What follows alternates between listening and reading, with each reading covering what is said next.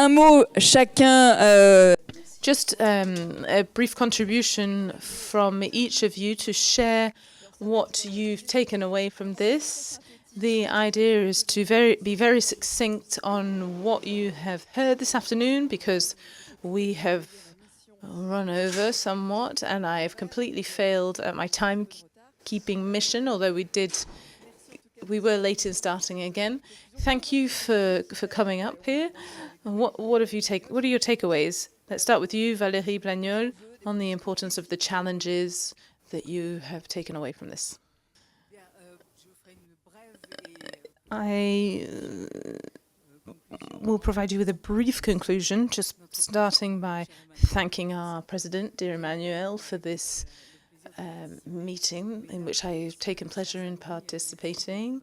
Ladies and gentlemen, dear friends, thank you for being here with us today. It is up to me to open this brief conclusion, so I'll try and be quick. I am a member of the CRE since 2021, and I remember this because it marked the beginning of a crisis that put a number of things back into question and accentuated the urgency of electrical transition, which is one of our primary goals. We are in a situation that requires me to highlight the situation of the networks. In 2024, we were marked at the CRE by the implementation of new tariffs, gas supply, and new works on the electricity network that concluded at the beginning of this year. This is an important challenge for regulators, and it took our teams months to work on, and it requires us to give network managers the ability to accomplish their assignment and be vigilant of the efficacy of their work, because it will have repercussions on the consumer. This period will conclude in 2028, when a new period will begin in our energy transition program, a significant challenge. All of this under the aegis of an uncertain geopolitical challenge in terms of gas supply, or need to decrease the dependency on fossil fuels. Investment will need to continue to ensure the optimum performance of networks and the reliance on methane and CO2. Electrical networks have implemented ambitious investment programs which aims to maintain their networks, to make them more resilient to climate change. And faced with these challenges, there's also the economical cycle and consumption habits, because we'll need to find the right balance between the demand and accompanying them with their supply, and new consumption patterns which will be more decentralized, more dispersed, while ensuring the network security throughout Europe and obtaining our decarbonization goals. That's what I wanted to briefly remind you of, and I'd like to thank you. Thank you very much. Yvan Faucheux, what have you taken away from today? I've taken away something that perhaps wasn't explicitly said, but something that still stood out to me. What is the role of wholesale markets and wholesale markets in mixed energy supply?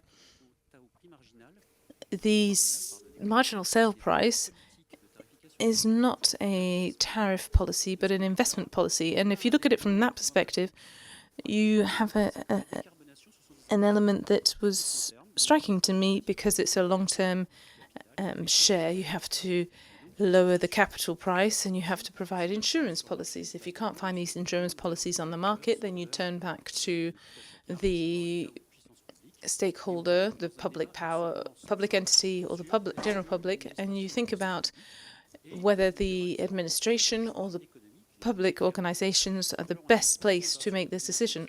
There's a lot of debate about power plants. I don't know if the modulation of power plants and is because of renewable energies, or if the modulation is something that hasn't been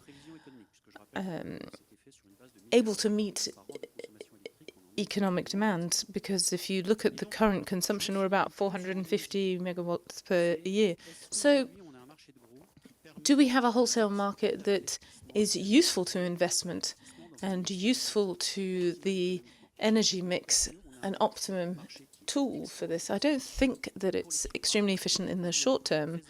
I think that it provides high prices in the short terms, which can be slightly anxiety-inducing. So I would just like to lay the question out there. In the future, will our energy mixity, which is a political tool, be able to support based on findings from the wholesale market, or will we remain guided by the public entities? I'm a public worker, so when will we remain resistant to economic science and changes? And I leave it there, and I hand over to Lova. Thank you, Yvan. It's always a challenge to speak after Yvan. Today we've talked about innovation, markets, techniques, a lot of techniques, and this goes back to the link with consumer, who are fundamental to us at the CRE. Energy, I've been a commissioner now for 2 years. Energy is not a product like any other, because when everything's fine, you don't really ask yourself many questions, but it's when the prices hike that it becomes a political issue. It becomes a crisis, and at the last minute, you look at one another in panic and think, what can we do? What I take away today is that this energy system is precious. The challenge is that we are making decisions for the next 20, 25 years, if not more. It's counterintuitive sometimes, because sometimes we urgently had to think about what we can predict for the future and be readable. But I think that for the consumer to be a provider of trust, a provider who knows where they're going, we need to continue to build together what we're doing and ensure that for the next 25 years at the CRE, we continue in that vein. Thank you very much. Anthony Cellier. Thank you. Thank you. Don't give up. It's the last hurdle. It's nearly time for the buffet. I took away something that was repeated, discussed differently by some people, but this energy transition is what I took away from it. And I agree with you, Emmanuelle. It's not an option, but it shouldn't be an excuse either.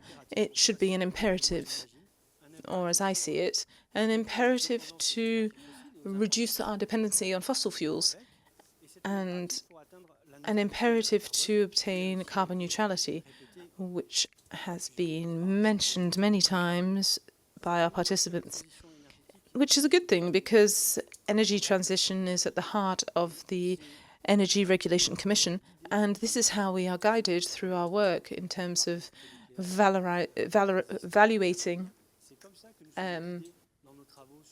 our works in the energy sector, in the renewable sector. I think 84% of the French people have a positive image of it, and that's how we think of the financing of the transport and distribution network. Energy transition is at the heart of the DNA of the Energy Regulation Commission. It's at the heart of the exchanges with our collaborators, and it's what we talk about when we work with other members of the Commission. Energy transition, and I can't help but say, is at the heart of our country.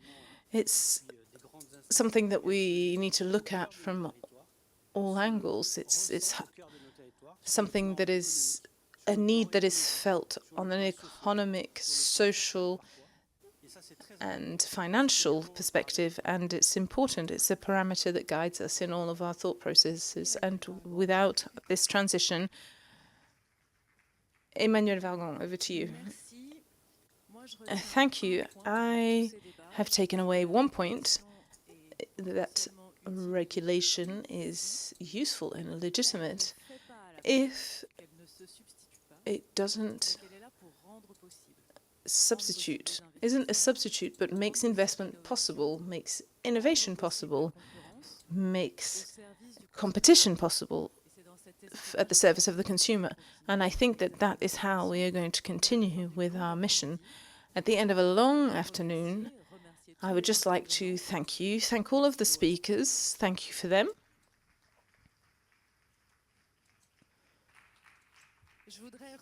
I would like to thank the board of the CRE. Dominique Jam, please stand up. And all the members of the executive committee, please, if you could stand up, because if the CRE does something good, it's because of them.